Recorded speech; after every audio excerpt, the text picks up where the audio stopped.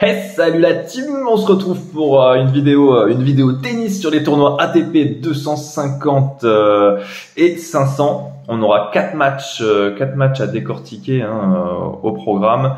Quand il n'y a pas, vous en avez l'habitude, quand il n'y a pas Grand Chelem ou Masters 1000, c'est moi qui prends en charge les vidéos tennis, et je vous remercie d'avance pour votre indulgence, parce que je vous avoue que c'est pas non plus mon sport numéro 1, mais on essaye quand même de trouver deux trois pronostics qui sont globalement sympas. Je vais partir avec BetClick pour cette vidéo. BetClick qui vous offre un bonus à hauteur de 100 € remboursés en crédit non retirable si ton premier pari est perdant, avec le code RDJ en majuscule. N'oublie pas de le mentionner au moment de ton inscription. Voilà, je suis parti sur 4 matchs. 4 matchs aujourd'hui. On aura un match sur dur et 3 sur terre battue. On va commencer avec un Wawrinka Misolic. Petite précision, les deux premiers se dérouleront aujourd'hui. Wawrinka Misolic et Kokkinakis de Minaur. Wawrinka Misolic va se dérouler sous les coups des 18h, et Kokkinakis de Minaur dans la mesure où il se déroule à Atlanta, le tournoi, et cette rencontre aura lieu plutôt dans la soirée, vers minuit, 1h du matin. Voilà, je vous ai tout dit sur ces petites précisions. Je vais rentrer à présent dans le vif du sujet avec cette rencontre entre Stan Wawrinka, le Suisse, et Filip Misolic, l'Autrichien.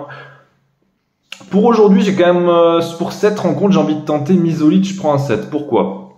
Parce que Misolic, je vais commencer avec lui d'ailleurs, pour ce tournoi à UMAG, actuellement il est dans sa meilleure période, l'Autrichien, 129e au classement ATP à l'heure actuelle, son meilleur classement étant la 126e place à 21 ans. C'est donc un joueur sur la pente ascendante, et à UMAG, il sort sur il a quand même été plutôt monstrueux et convaincant durant les qualifs. Il tape Pablo Cuevas en 2-7 en premier tour des qualifs, 7-5, 6-2, avant de dominer le Bosniaque Damir Dzumhur 6-4, 6-3. Deux victoires qui vont lui permettre de prendre confiance avant d'aborder cette rencontre face au redoutable Stan Wawrinka. Bon, on le sait, Stan, c'est un monstre, 3 grands chelems au compteur, ex numéro 3 au classement ATP en 2017, actuellement à la 72e place. Mais bon, Stan, voilà, le poids des années pèse énormément sur son jeu. À 38 ans, il est quand même plus proche de la fin, le joueur suisse. Et dans l'ensemble, c'est quand même relativement poussif. La semaine dernière, il va s'incliner à Gstaad en Suisse contre Anthony Jaume Munar-Klar, 7-6, 7-6, 6-1. Ce qui représente quand même une belle déconvenue, dans la mesure où les cotes étaient à peu près similaires à aujourd'hui, dans son affrontement contre Misolic. Ça va être compliqué pour Stan, cette rencontre. Je pense que ça va être un beau match serré, et Misolic prend un 7 à 1,55. Pour ma part, m'a logiquement convaincu. En tout cas, je pense qu'il peut le faire. La prochaine rencontre de cette petite carte tennis, nous allons retrouver le seul match qui se déroulera sur le dur aujourd'hui, à savoir un affrontement entre Thanasi Kokkinakis, l'Australien, j'allais dire le grec, non, l'Australien, face à Alex de Minaur, lui qui est australien également, un duel 100% australien à Atlanta, entre un joueur qui est relativement en dents de scie, mais qui reste focus sur cette saison 2023 et très intéressant, et de Minaur qui est bien plus confirmé. On va commencer avec le moins bien classé des deux, à savoir Thanasi Kokkinakis, 96e au classement ATP à 27 ans. Elle est tout de même intéressante, son année à Kokkinakis. Il va remporter le challenger de Manama, qui est important. On peut souligner une demi-finale à Adélaïde, juste un peu avant Melbourne. Après, il fait quand même un deuxième tour à Indian Wells, un deuxième tour à Miami, ce qui n'est pas rien pour un joueur classé au-delà de la 70e place. Un deuxième tour également au Masters 1000 de Rome, parce qu'il faut savoir qu'il passe par les qualifs. Donc c'est quand même une bonne petite saison, et également un troisième tour à Paris. Mais bon, là on s'éloigne un peu du sujet, dans la mesure où on va focus quand même sur les performances sur le dur. Il a joué contre Gaël Monfils son premier tour, 1-6, 6-3, 7-6. On va rester focus sur la belle réaction de Kokkinakis, qui a réussi à renverser cette rencontre face à un Monfils, globalement en grande forme.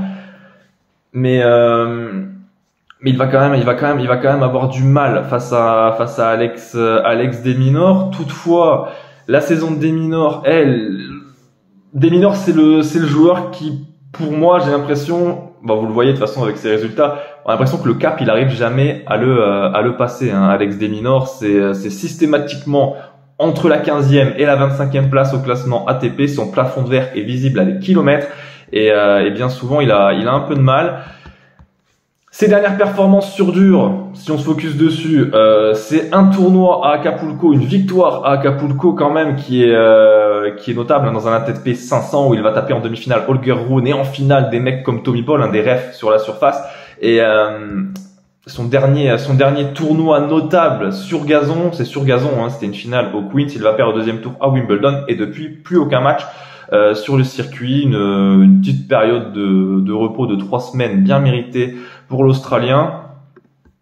Moi, j'aurais quand même tendance face à un gros serveur comme Kokinakis qui globalement, il va garder son service. Et je pense que ça peut quand même durer plus de 20,5 jeux.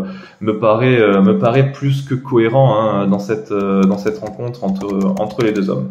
Désormais, nous allons passer à la carte de demain. Et ces deux rencontres auront lieu donc le jeudi 27 juillet. Nous allons mettre à l'honneur la Française Clara Burel qui va affronter Emma Navarro. On va commencer avec Burel, outsider aujourd'hui pour une cote à 2,60 et c'est bien logique. Burel se prête à la terre battue, mais ce n'est pas sa surface de prédilection. En revanche, cette année, c'est quand même pas mal du tout. On parle d'une joueuse qui sort un bilan de 14 victoires pour 7 défaites. À 22 ans, elle occupe la 84e place au classement WTA. Elle a tapé au premier tour Olga Danilovic, hein. Bon, on va peut-être préciser la modeste Olga Danilovic, mais qui est une joueuse qui performe sur terre battue. Elle a quand même joué une joueuse mal classée, mais qui était sur 17-6 sur la terre, ce qui n'est pas inintéressant. En revanche, Emma Navarro, c'est carton plein sur terre battue, 53e au classement WTA, son meilleur référencement en carrière, et sur la terre cette année, c'est 33 victoires pour 9 défaites. Ce qui est impressionnant, un bilan tout simplement remarquable. Récemment, elle fait quart de finaliste au Challenger de Bastad, elle fait quart de finale à Palerme la semaine dernière, et là, au premier tour à Lausanne, elle a détruit la Française Léolia Jean-Jean sur le score de 6-0, 6-0, 2 bulles pour Jean-Jean. Moi, j'ai quand même un peu de mal à penser que Burel est capable de remporter cette rencontre. En plus, la cote de Navarro est plutôt intéressante à 1,43.